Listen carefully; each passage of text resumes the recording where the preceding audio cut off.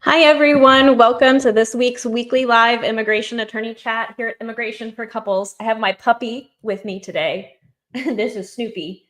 He's been on before, and I felt like he needed to come on here for a couple minutes or a couple seconds. He needs to go back and take his nap because I know there's so much stress and anxiety and with the uncertainty and the changes that are happening.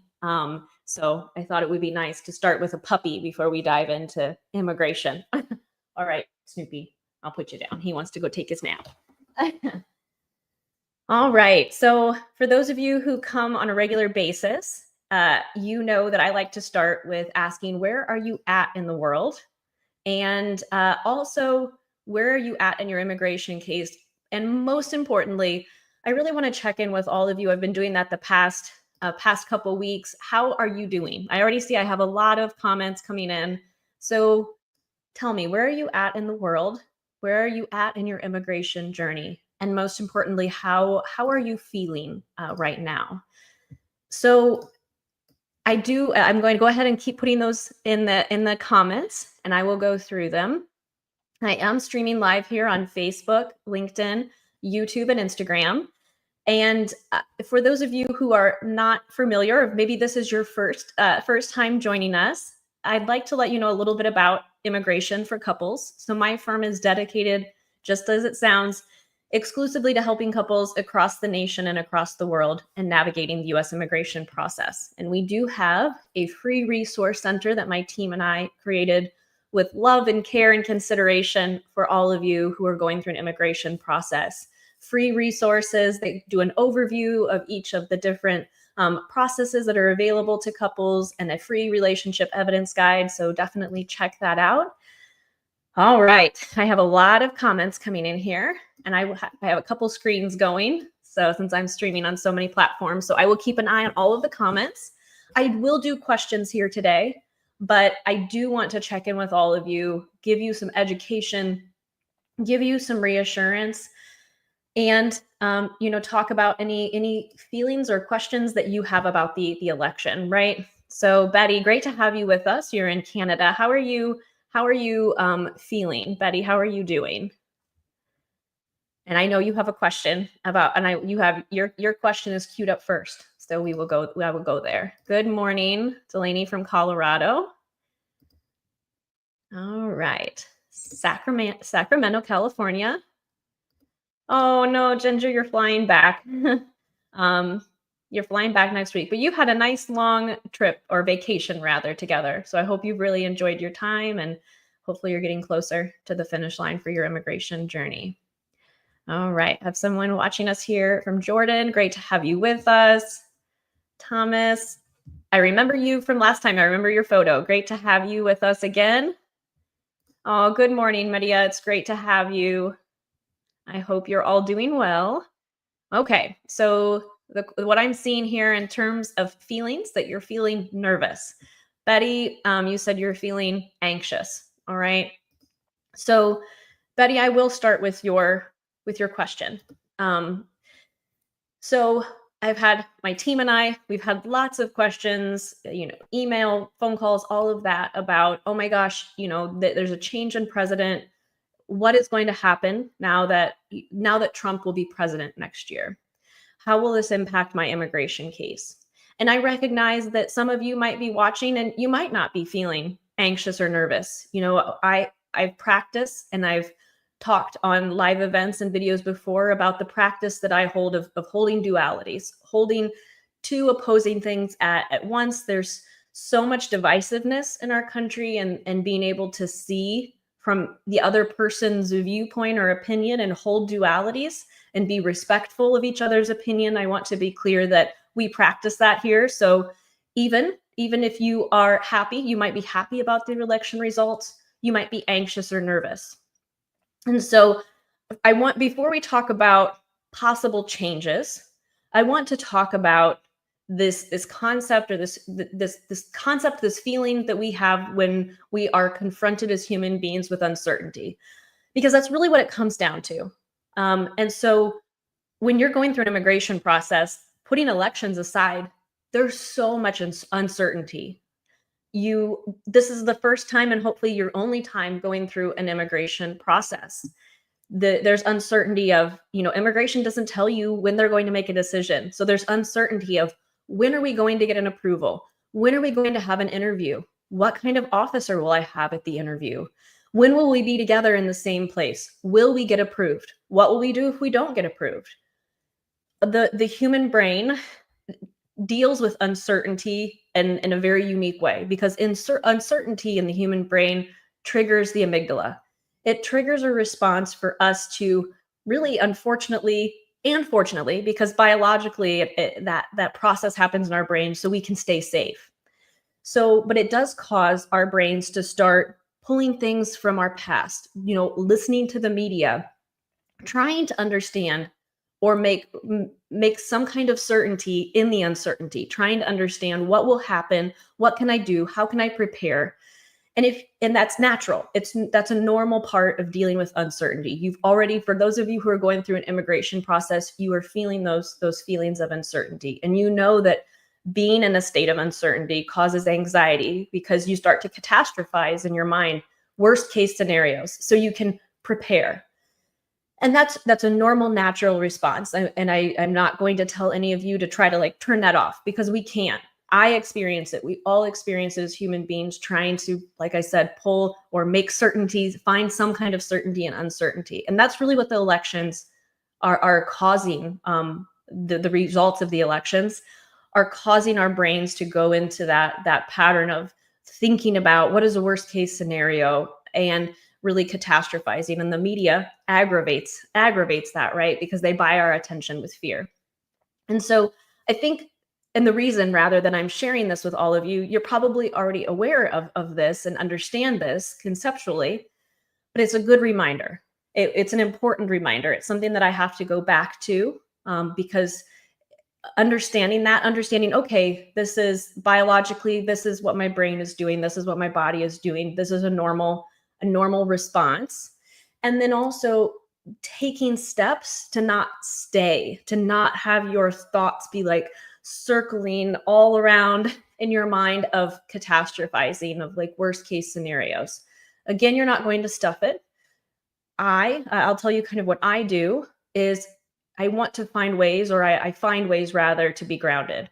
Going on walks, meditating, being with my puppy, spending time with my husband, thinking about the future from a positive light, and trying not to stay stuck in that.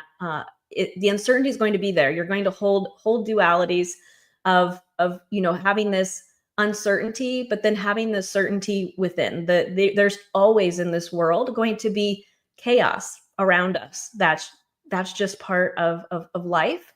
And we have to find the peace and the calm within us. The peace is within us.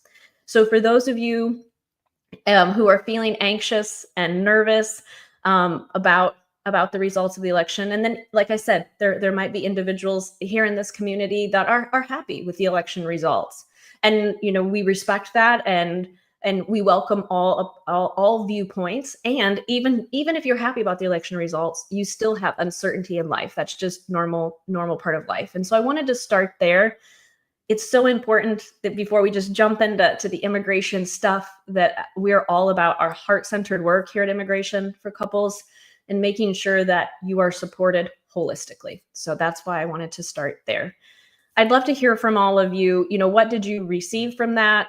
How do you handle uncertainty? Do you have any practices that you find bring you peace and calm? I think that would be really helpful for others in the community here to see as well.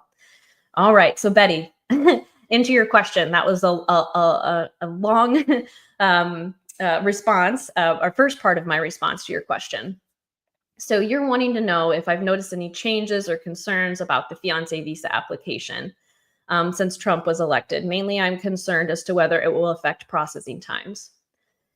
So I've made videos before, and I like to start with the education piece of what a president can and can't change. So for those of you who are going through a fiance visa process, a spouse visa process, adjustment of status, those are all processes that are outlined in the Immigration and Nationality Act. the requirements for a fiance visa, spouse visa, adjustment of status, that's written in the laws of the Immigration and Nationality Act. A president alone cannot change those laws. It would take an act of Congress to make changes. So in terms of eligibility, there'll still be a path, there'll still be a way for you to complete that process. You are right, though, in asking the question about, can it impact processing times? Yes, definitely it can impact processing times, a change of president, a change of administration. Right now, there are no changes that have been announced for the fiance or spouse visa process or adjustment of status. And that's why I talked about the uncertainty piece, because, we're looking for some kind of certainty. And what I will tell you is that, having these weekly live chats, all of the resources that my firm provides, we will be sure to provide all of you with updates as we have them and the possible impact to your case. So, during the prior Trump administration, we did see wait times expand. We also are dealing with an immigration system that has needed to be fixed for a long time. And we were also dealing with, COVID. But we did see the Trump administration add steps to the spouse visa process and fiance and adjustment of status process. Some of those things that they added were bringing back interviews for the adjustment of status process. So I've made videos, we've talked about how immigration has really started in large part waiving marriage-based adjustment of status interviews. And that creates so much efficiency for USCIS, because it ensures that immigration officers are not going to be inundated with having to complete an interview for a fiance visa adjustment, for example, where the individual's already been interviewed. So that frees them up to review other cases and make decisions. But during the Trump administration, we did see that they required everyone be interviewed, even if the person had been interviewed, even if it had already been conclusively proven that there was this real relationship based on love. And that did result in processing times increasing. We don't have any announcements that that's going to happen again, but my team and I, we will keep you updated as we know more. But yes, it can affect processing times. So again, there's not any immediate announcements to the processing times for fiance visas. We're still seeing most of our clients receiving an approval on their petition around 6 to 8 months after filing. So if you haven't filed, now is a good time to file. The wait times are much more favorable than they were a year ago. So I hope, Betty, that helps answer your question. Yes. And I'm going to go back here now, because I did, after I was talking about our response as human beings to uncertainty, I was sharing rather some of the ways that I work through, those feelings. You definitely don't want to stuff feelings of anxiety and frustration and fear. You don't stuff them. You feel them, you let them go through your body. And so I was asking, what do all of you do to help those feelings move through your body and be grounded? And so I have a couple people who were saying what they do. And good morning, Eds. It's great to have you. Good morning. I just saw Lisa. I have to find, here we go. Yes.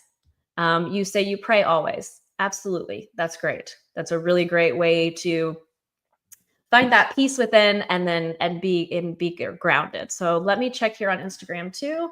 I see that we have some of you watching live. Welcome. It's great to have you. Feel free to throw any questions in the comments. For those of you who are joining us a little later, these lives are always recorded. So if you missed, I had a long discussion at the beginning about the elections and dealing with uncertainty, and then also answering Betty's questions about possible impacts of the Trump presidency. So you can watch that from the beginning after if you had to join later. All right. Okay, so I have somebody asking about the total filing fee. So I really encourage you to use the filing fee calculator. So it's really going to depend on your type of adjustment of status and your particular case. And I say that because a lot of times, individuals are like, which forms and how much? You want to first and foremost make sure you're eligible for the adjustment of status process. And then also making sure, you have an adjustment of status process that allows for the work permit. Typically for a marriage-based adjustment of status case, if you're filing a work permit, typically that's $260, but there are situations in which the fee will be higher. So if you have an immigration attorney, you should check with him or her to ensure you have the right forms and the right fees. Otherwise, you can also, double check with the USCIS filing fee calculator. Oh, yeah. Good morning from Colorado. I had pulled that up before. Okay. So, Delaney, you're a U.S. citizen and your husband has been waiting for his work permit for 8 months. We filed a service request 30 days ago and haven't heard back. What are the next steps? Another service request, contact live agent, or reach out to Congressman. When do you file a mandamus action? Great questions. So I am assuming, I'm just assuming because I don't have all the facts or specifics of your particular case, but that this is a marriage-based adjustment of status. First, if you have an immigration attorney, you should ask him or her what is causing that, what they believe to be causing that delay. If you filed on your own, some of the most common reasons that I see for cases taking longer than normal is that there was something that was done incorrectly with the initial filing. Maybe a form was missing, maybe something was not, properly filled out. That could be one reason. Also, immigration is a fickle beast. Wait times are always changing. And while for most individuals, they get a work permit, much sooner than 8 months, some cases just get stuck. So a service request is a good way to go. We call USCIS, but they are very limited in what information they will provide. And typically they give cookie cutter responses. But if you have not heard back in 30 days, you can always contact them again. Reaching out to a congressional representative is a great idea as well.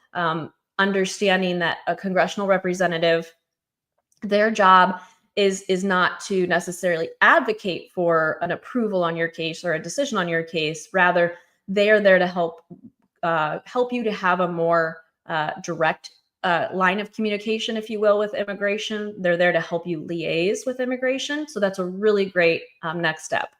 A mandamus action, really depending on, depending on your case type, definitely if you've been waiting 8 months, definitely considering a mandamus action. That's definitely a possibility. I will say, if you're going through a green card process, without knowing the specifics of your application, you'd really want to talk through with an immigration attorney the viability of a mandamus action and if it makes sense. Because a mandamus action is litigation. You're suing the government. That is expensive. And one of the requirements for the mandamus action is that everything was properly filed and everything was properly completed. So if you have an immigration attorney, making sure, first and foremost, that all I's were dotted and T's were crossed, and that you have exhausted all of your administrative remedies by reaching out to a congressional representative. So yes, those are all great options. And really the order you ask them is the proper order: service requests, then congressional inquiries, and mandamus action. So if you don't have an attorney, I'd be happy to speak with you in private on a Zoom call or a phone call. The links are below to schedule, and I can post them in the comments after the show. All right. So, all right, Robert. So this is a really good question. You always all have good questions, and I need to put my glasses on. I realized that would be helpful now that I'm reading. So, is it okay for my fiance to return to her home country shortly after we get married here in the U.S.? She has some unfinished business to take care of. The fiance visa is a one-entry visa. The fiance visa allows you to enter the United States, and you have 90 days after you've entered to get married and file your green card application. Now, I always talk with my clients who are fiance visa holders, and then once we file the adjustment of status, I always talk with them about filing what's called a travel permit. So if you have, or if your fiance rather, would have plans to travel internationally, filing for the travel permit is imperative. You must do that, because once you file for the adjustment of status, if you have not filed for a travel permit, you cannot leave the country. If you leave the country while your adjustment of status is pending and you don't have an approved travel permit, immigration will consider your adjustment of status case abandoned, and they will close your case and basically just deny the case, and you would have to start the fiance visa process again. So I'm really glad that you're asking this. It's really going to be super important that you file for that travel permit and wait for the approval to be able to travel. So it is possible. And that's what I advise my clients who have those plans to travel internationally. All right. So for those of you who are just joining us, please let me know, where are you at in the world? Where are you at in your immigration case? And tell us how are you feeling? And I'm going to check here on Instagram. Some more individuals who've joined us. So what's new on the K1 visa? So the process is still the same. And the wait times, I'm guessing maybe is what you're asking about.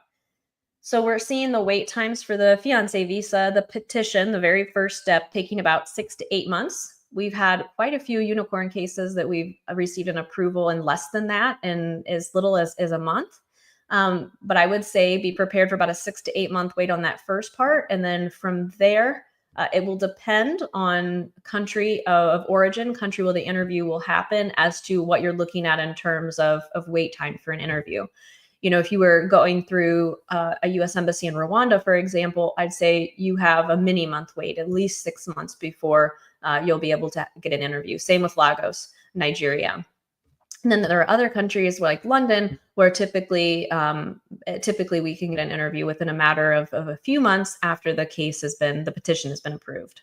So on average, I tell people, be prepared for about a year wait, give or take, for the fiance visa right now. Yeah. This has been a change, actually, in the fiance visa, something that we've seen. How long does it take the NVC to respond for the fiance visa after the petition is approved? So we were seeing that pretty steadily, that the National Visa Center was transferring those cases in about 30 days. And now it's ticking up to taking about 60 days for the case to be transferred. My team and I, we always, after we get past that 30-day mark, we always say we're poking immigration and saying, hey, National Visa Center, has it been transferred now? How about now? How about now?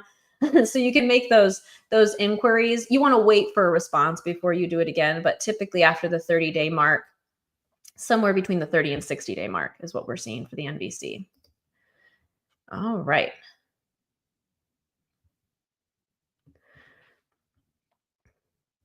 Okay. Yeah. And you said you're feeling nervous and you're hoping that he gets his green card in his hand before any new changes take effect. Yeah. And if you have your application filed, typically when changes are rolled out, so if the Trump administration decides to make any policy changes, there's usually a period of grandfathering. So like certain applications, if they were filed before the policy went into effect, typically those cases are not going to be subject to the changes. So it is really important, even if you haven't gotten a decision yet, but if you're thinking about filing, now is a great time to file, knowing what the process is currently. And like I said, the wait times have been a bit more favorable for the fiance visa. The spouse visa could definitely use some work for sure. It's great to have you with us, and you're from Seattle. So thank you for being with us here today. I hope you're doing well. All right. So let me double check here on our friends on Instagram just to make sure they don't have any questions. Oh, yes, that sounds wonderful. You're in your tree house enjoying nature and the weather. I love to be in nature and go on hikes. It's just so grounding and so beautiful. So I love that you're doing that. Okay. So Bernard, in terms of letters of support, I really encourage you to check out the free resource center, immigrationforcouples.com, and check out our relationship evidence guide. So when doing your green card application, your family and friends write letters to say marriage is real and in love. Is it a must to go with your application, or can you bring to the interview? So when you're going through a green card process based on your marriage or your engagement, you will have to prove your relationship throughout the process. So that includes in filing the application and then at the interview. Letters of support and photos are great. Immigration gives them less weight. than other types of evidence, combined finances and things of that nature. They're still important to include, but it's important to understand that on the scale of really strong evidence to weaker evidence, photos and letters of support kind of fall at the bottom. Doesn't mean you don't include them. And the letters need to be much more than just marriage is real and love is real. You need to make sure you have individuals who know about your relationship, who've seen you together, who know the details of your union and can attest to that. So, and you also need to be very careful and make sure that these individuals be willing to answer questions about, your relationship, and that they know enough about your relationship to give a credible letter of support. So yes, you could technically take them to the interview. It's typically better to have them with your application. So the immigration officer can have time to review it before. But again, check out that relationship evidence guide. If you don't already have an immigration attorney, I can speak with you in private one-on-one about your particular case and what makes the most sense for you. But hopefully that helped answer your question. Okay. Let's see. Just kind of want to see who else, since we had some individuals. You're very welcome, Maria. Just going through all the questions. There's been so many, and I just wanted to see because I know some individuals just joined. Hi, Terry. It's so great to have you back with us. Yeah, you were usually one of our first individuals in the queue with questions, so it's great to have you, to see you here again. I'm doing well. Thank you. Got to have a nice walk with my pups this morning, and I hope you're doing well too. All right, I'll go back to my queue here and see who is next in line. We did the NVC one. Okay. I did. Yes, Bernard, I did your question about the letters of support. Okay, so you are asking, Thomas, if you can apply for 2 immigration. Oh, here we go. You had 2-part question. Actually, 3-part, it looks like. Can I apply for a diversity immigrant visa program and spousal at the same time, just in case the spouse doesn't go through for some reason? Can I apply for a diversity immigrant visa program? Oh, yeah. Okay. So yeah, if for any of you who are asking questions, I answer them just so you know in the order I receive them.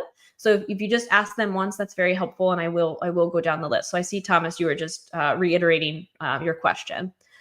So typically, yes, the diversity visa is the type of visa that would allow you to file for that simultaneously or at the same time. Please know, for those of you who are listening to this question, I want you to also hear, not all visas let you do this. There are some types of visas where if you have a spouse visa or a fiance visa case pending, it's not possible to do that, because some visas have what's called immigrant intent, that you have the intent to come and live in the United States, and other visas say you can't have immigrant intent.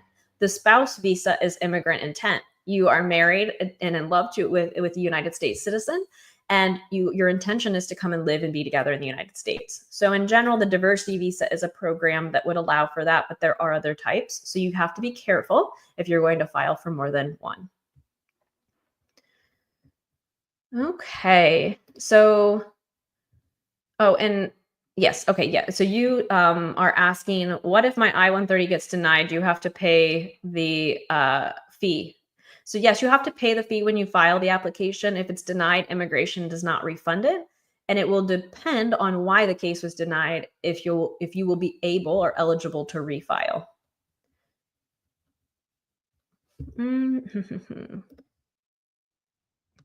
So hi to you as well, Juana. So you submitted an I-130 for wife in December of 2023.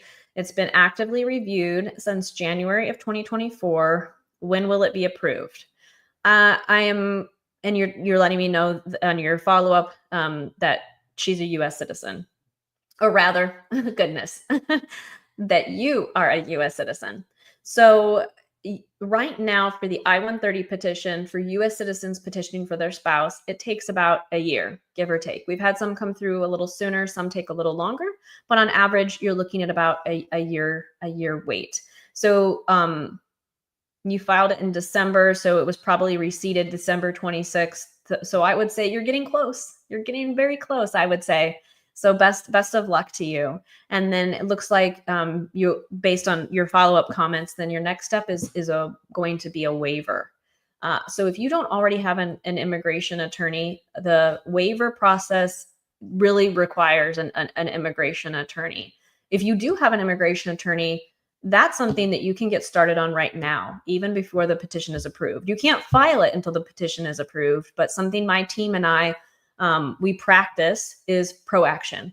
Can't control the immigration wait times, but we've helped thousands of individuals and couples go through the immigration process. And proaction is huge because while we can't control the wait times, we know what comes next. And so my team and I, we always work ahead.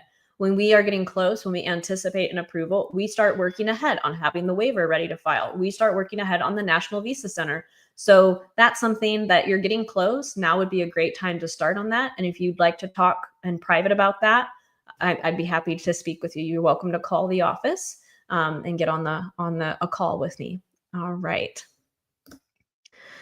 So does my team and I assist with filing the K3 hybrid petition, filing the I-130 when we get the receipt, wanting to file for the K3? Yes, we do that. We do that. And we are also very honest with our clients that K3s really don't get approved. They haven't been approved in many, many years.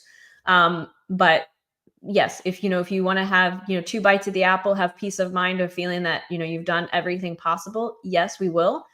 And I talk with my clients about what it would mean if that K3 were approved, because that's going to really change the trajectory of your case. That's going to change when you can work. That's going to change government filing fees. And so, yes, we help, and we do it in a way that we educate and make sure our clients understand what that looks like. So, but yes, I'd be happy to speak with you one-on-one about your particular case if you would like to do that. All right, I'm gonna check on I'm checking my friends here on Instagram just because that comes up on a different screen. Yeah, so someone here, Anna, is asking about the biometrics appointment. So that's the part of the immigration case where you have to go to an immigration office and have your fingerprints taken and your photo, and they take your biographic information. So you are asking about the information worksheet that accompanies that biometrics notice. And so you can fill it out, make sure you have all of the information. You can fill it out when you get there. You can pre-fill it and have it ready to go. But yes, if you don't have it done by the time you get there, then they'll have you complete it. All right. They used to give you a piece of paper when you got to the office with those questions, and then they added the questions to the biometrics notice. So that's a little bit more efficient. All right. So I have someone asking about petitioning for adult children and what you can do.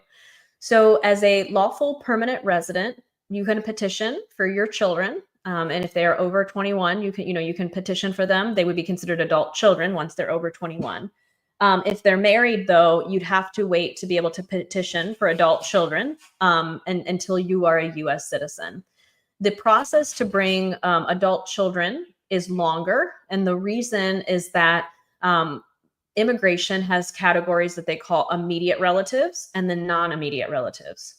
Immediate relatives are spouses of United States citizens, minor children of United States citizens, so under 21, and then parents of U.S. citizens. So what it means to be an immediate relative is that you don't have to wait in a line for a visa to become available. You still have to wait in the line. And then non-immediate relatives are subject to annual visa caps or visa allotment. So there's a certain amount of visas that are available for other non-immediate family members. That includes brothers and sisters. And those individuals have to wait in a line. Those lines can sometimes be a few years, but often they can be more than a decade wait. So you can definitely, still petition for your adult children. It'll just depend on, your status, whether or not they're married, their ages, country of origin, and things like that. But yes, we help many people, even if there's a long wait, get that petition filed, get in line, and have that opportunity in the future.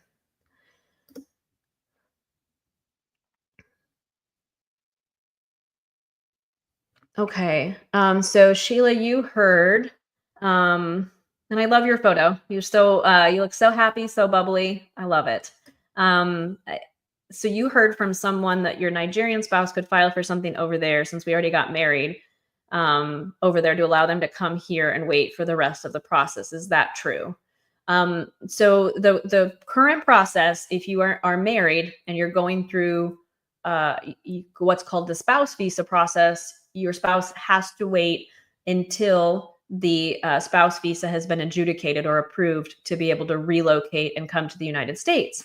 If someone already has a tourist visa and it's current and valid, and never been, violated, so you've never overstayed or anything like that, you can still come to the US and visit your spouse while the case is ongoing. There are options for individuals to come sooner on humanitarian parole and things like that. That's very rare. So the answer is, unless you have some kind of urgent situation, typically you're going to need to wait until the spouse visa is decided. All right. I am way past time. I do need to jet. I have a very saturated schedule as always, helping helping my clients get to the finish line. Okay. So Ed says, well, the best maybe for all of us to be together in the US, and it's getting harder and harder to wait for a decision on our case. I just think that there are 200 other countries where we can live, so it makes me feel a little better. Yeah, I agree, Lisa. That's a good perspective. Yes. All right. Yes, and the adjustment of status process is it's here in the U.S., but the spouse visa process is completed completely abroad. So Sheila, I'm not sure if you have filed yet, but definitely if you want to make an appointment, I can speak with you in private about your particular case, what process that you're both for which you're eligible, and what that looks like. All right, I do need to jet. These are really great questions. Again, please, you're very welcome, Lisa. Please take care of yourselves, take care of each other. I will see you all next week. I'll be here next Tuesday at 11 a.m. Eastern time. And I hope you have a fantastic rest of your week. Take care, everyone. Bye.